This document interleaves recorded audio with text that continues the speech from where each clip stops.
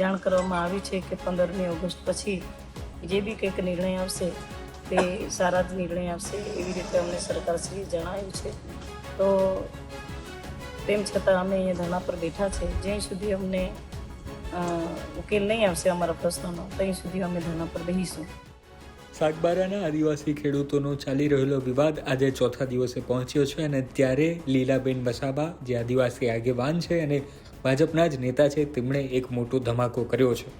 આજે 4 દિવસથી ચાલી રહેલા વિરોધમાં તેમણે અન્ન જળનો ત્યાગ કર્યો છે અને તેના કારણે સ્થિતિ વકરી છે.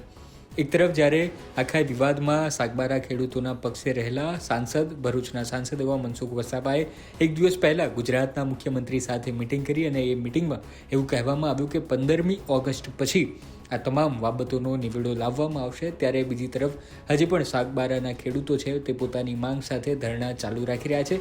ત્યારે અન્નજળનો ત્યાગ કરી રહેલા લીલાબેને શું કહ્યું તે સાંભળ્યું. આજે અમે અહીંયા ધરણા પર બેઠા છે 4 દિવસથી અને જે બી કંઈક પ્રશ્ન અમારો ઉકેલ હજુ સુધી નહીં આવ્યો. અમને જાણ કરવામાં આવી છે કે 15મી ઓગસ્ટ પછી જે બી કંઈક નિર્ણય આવશે તે સારા જ નિર્ણય આવશે એવી રીતે અમને સરકારશ્રીએ જણાવ્યું છે. તો તેમ છતાં અમે અહીંયા ધરણા પર બેઠા છે. જ્યાં સુધી અમને ઉકેલ નહીં આવશે અમારા પ્રશ્નોનો ત્યાં સુધી અમે ધરણા પર બેસીશું.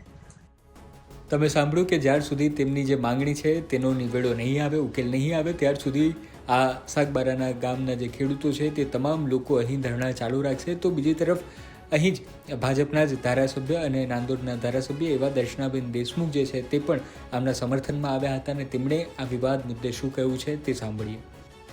સાગબારા તાલુકાના નાનકોપી સહિતના 12 જેટલા ગામડાના ખેડૂતો જંગલની જમીન ન ખેડવા દેવાના મુદ્દે છેલ્લા 4 દિવસથી આજે આ ધરણા પર બેઠા છે. ત્યારે એમના ખબર અંતર પૂછવા માટે અને એમની સાથે એમને સહયોગ કરવા માટે, એમને સાથ આપવા માટે આજે મળવા માટે આવ્યા છે.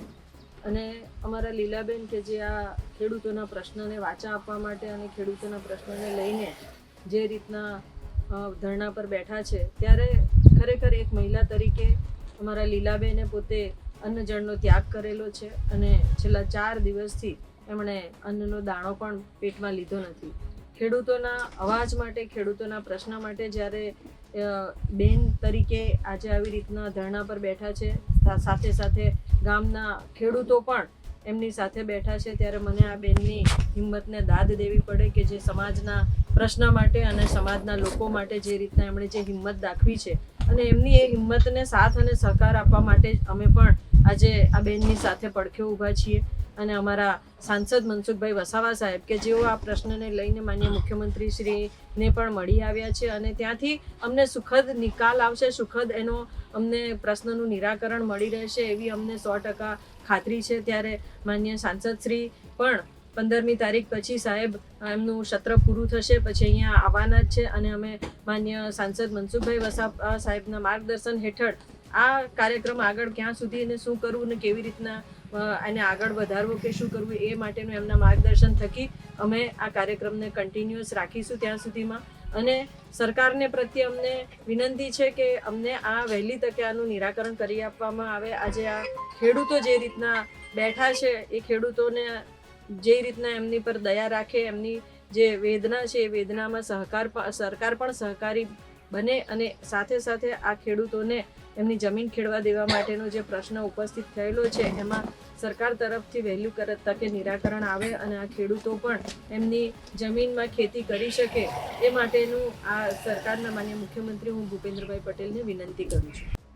આ બંને પ્રતિક્રિયા સાંભળ્યા બાદ એક તરફ જ્યારે મુખ્યમંત્રીએ આશ્વાસન આપ્યું છે કે 15મી ઓગસ્ટ પછી જેવા પણ અધિકારીઓ આવે છે અને એક કામમાંથી ફ્રી થાય છે ત્યારે આ બાબતે નિવેડો લાવવામાં આવશે અને સકારાત્મક રહેશે, ત્યારે બીજી તરફ હજી પણ સાગબારાના ખેડૂતો છે તે પોતાના ધરણા પ્રદર્શન ચાલુ રાખી રહ્યા છે અને ત્રીજી તરફ ઉમરપાડાના જે ખેડૂતો છે તેઓ પણ નક્કી કરી ચૂક્યા છે કે સાગબારાના ખેડૂતોને અહીં જમીન પર ખેતી કરવા નહીં દઈશું. ત્યારે જોવાનું રહ્યું કે આમાં સરકાર શું પગલાં ભરે છે, શું આ અનશન જે છે તે ચાલુ ને ચાલુ જ રહેશે અને હજી આજે 11મી ઓગસ્ટ છે, 15મી ઓગસ્ટ ને 4 દિવસની વાર છે અને 4 દિવસ સુધી શું આ ધરણા ચાલુ રહેશે અને ત્યારબાદ ક્યારે આ ધરણાનો ઉકેલ આવે છે, નિવેડો આવે છે કે નથી આવતું, શું અન્નજળનો ત્યાગ કરવાથી પ્રેશર આવશે અને ત્યારબાદ આ 15મી ઓગસ્ટ પહેલાં સરકાર નિર્ણય લાવે છે કે નહીં તે જોવું રહ્યું. જણાવતા રહીશું ગુજરાત તક પર આ વિષય પર વધારે માહિતી. ધન્યવાદ.